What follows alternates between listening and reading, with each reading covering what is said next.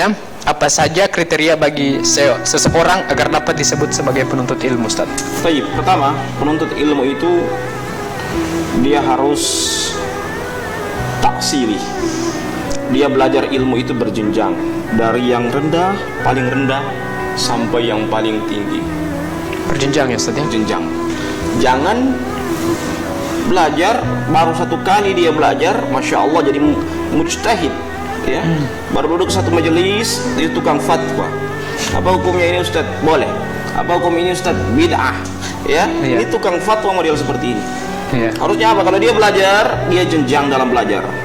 Oh, apa hukum ini? Afwan, saya tidak tahu. Saya masih belajar. Itu penuntut ilmu yang sadar diri. Makanya kata Ibnu Hazm apa? Rahimallahu mra'an alima qadra nafsihi. Semoga Allah merahmati seseorang yang mengetahui kadar dirinya. Jadi kadar diri itu penting. Kita belajar itu pertama, penuntut ilmu yang sejati itu apa? Taksidi. Dia belajar itu berjenjang. Habis kitab ini, dia pindah ke kitab ini. Habis kitab ini, dia pindah ke kitab itu. Habis kitab itu, dia pindah ke kitab ini. Habis kitab ini, dia pindah ke kitab itu. Ya, dia berjenjang secara bertahap. Ya, karena dia berjenjang. Nah, itulah pentingnya kita belajar ilmu syar'i. Kalau kita belajar ilmu syar'i, insya Allah kita akan baik dalam bersikap, kita akan baik dalam bertindak, kita akan baik dalam melangkah kalau kita belajar ilmu secara bertahap. Ini yang pertama. Yang kedua, seorang penuntut ilmu yang sejati, dia harus memiliki kitab. Jangan mengaku di PDF. Ya, ini kaslan orang seperti ini. Berarti harus dibeli ya, Ustaz? Iya, atau kalaupun dia tidak mampu beli, misalnya kitabnya tidak ada di Indonesia, tidak ada di Gorontalo, ya dia cetak itu kitab, tapi usahakan kitabnya, kelihatan kalau penuntut ilmu kitabnya tercoret-coret. Ya, kitab saya kalau saya belajar itu kitab saya tercoret-coret itu. Ada kalau kitab bersih, bukan penuntut ilmu itu. Ya, kitab pun dia kasih balik barang-barang itu. Dia taruh pada perpustakaan, baru tidak tulis-tulis. Orang kalau belajar apa? Kitabnya itu tercoret-coret. Itu orang kalau belajar, kitabnya tercoret-coret. Itu penuntut ilmu yang kedua. Dia betul-betul penuntut ilmu. Yang ketiga, seorang penuntut ilmu itu dia menguasai fan ilmu berjenjang juga. Dia harus kuasai, misalnya kalau dia belajar ilmu nahwu, dia belajar dulu yang paling rendah, nahwul wadih. Jadi 1 2 3 4. Setelah itu dia pindah ke jurumiyah. Habis jurumiyah dia pindah ke Dahlan, habis Dahlan dia pindah ke kitab Kawakib, habis dia pindah ke Kawakib dia pindah ke Alfiyah Ibnu Malik. Ya, seperti itu. Atau sebelum ke Alfiyah dia pindah dulu ke Qatrun Nada Ibnu Hisham. Ya. Baru kemudian ke ke Alfiyah Ibnu Malik, ya. Ibnu Aqil, Syarah Ibnu Aqil. Ya, seperti itu. Berjenjang ya, Ustaz? Berjenjang.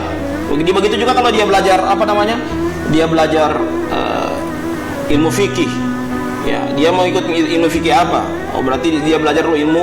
Kalau sebelum dia belajar usul fikih dulu. Baru dia belajar ilmu fikih. Ilmu fikih dia lihat dia pakai pendapat siapa? Mazhab Syafi'i. Berarti dia mulai dari kitab Safinatun Najah, pindah ke Matan Ghaya wa Taqrib, kemudian ke Matan Az-Zubad. Terus naik terus. Itu orang yang betul-betul dia alim dalam ilmu tersebut. Jadi belajar itu butuh kealiman. Ya, butuh kealiman.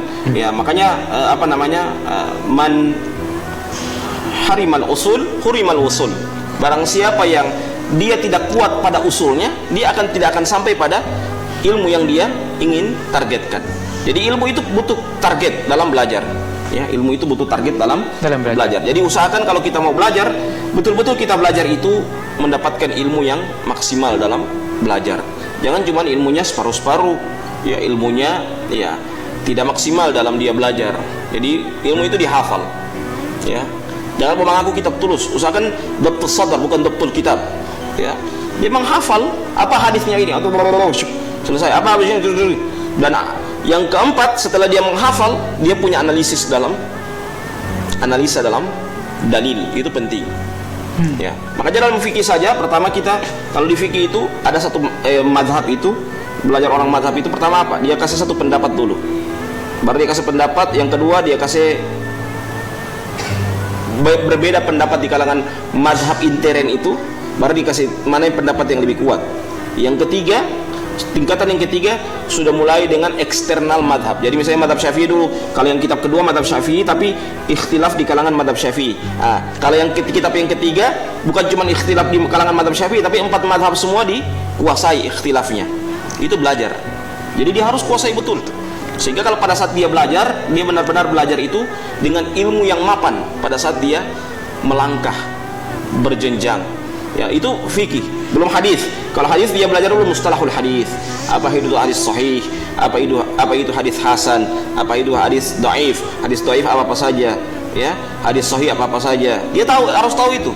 Ya. Kalau hadis dhaif dia harus tahu apa itu hadis syadz.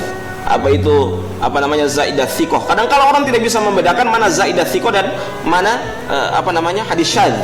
Dua-dua kelihatan agak mirip-mirip. Padahal hadis syadz itu hadis syadz tapi dibilang hadis zaidah thiqah.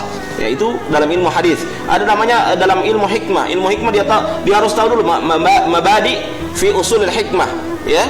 Jadi ilmu hikmah di awal usulnya itu dia harus tahu sebelum dia melangkah ke ke ilmu-ilmu hikmah yang paling tinggi, sebelum dia melangkah ke hizib, sebelum dia melangkah ke ke ilmu-ilmu hikmah yang lainnya. Itulah pentingnya kita belajar. Ya, kita belajar. Begitu juga fikih juga begitu. Jadi sebelum kita belajar 4 madhab, kita harus kuasai satu madhab yang di daerah kita. Jangan sampai madhab di daerah tidak dikuasai, pasti ulama mufti semua dia kuasai. Padahal dia belum kuasai satu madhab pun. Ini kan musibah yang besar. Wallahu a'lam bishawab.